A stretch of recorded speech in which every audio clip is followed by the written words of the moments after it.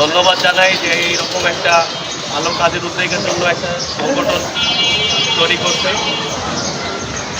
আর এছাড়া দেখা গেছে মানুষের সেবা করার সুযোগ দিচ্ছে আমাদেরকে।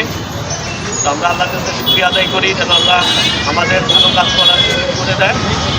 আর আপনাদের সবার কাছে যারা যারা আছে সবার কাছে দোয়া চাই, আপনারা দোয়া করবেন যেন আমরা সম্প্রীতি সংগঠনকে অনেক এগিয়ে নিয়ে যেতে পারি এবং মানুষের সেবা করতে পারি।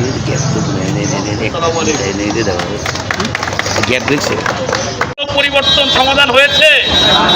স্থায়ী পরিবর্তন সমাধান করতে গেলে এই কাউন্সিলর ব্যক্তি হইতে হবে সৎ এবং যোগ্য।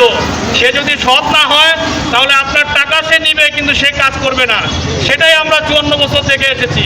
সুতরাং আগামী দিনে যদি এই জলাবদ্ধতা, মাদকের যে সয়লাভ 2 নং ওয়ার্ড, আপনারা জানেন সিরামিক রোড, আমাদের কাছে রিপোর্ট আছে কালসি রোডে এখনও রাতের বেলায় ওই উঠতি বয়সী ছেলেরা এখনও ছিনতাই করে, এখনও তারা চাঁদাবাজির মধ্যে দিয়ে মূলত তাদের বিভিন্ন সুযোগ সুবিধা, মানে তারা মানুষের উপরে জুলুম নির্যাতন করতেছে।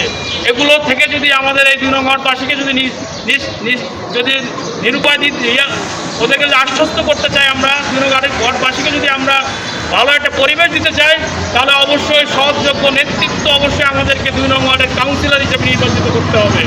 তাই আসুন আগামী এই দিনগুলোতে আমরা আপনাদের পাশে আছি।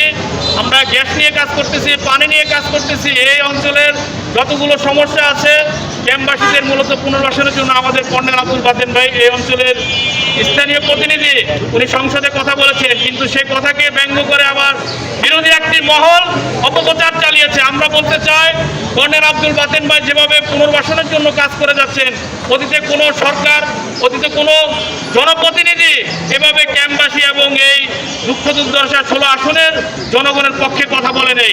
তাই আসুন আমরা তার হাতকে আরও মজবুত করি।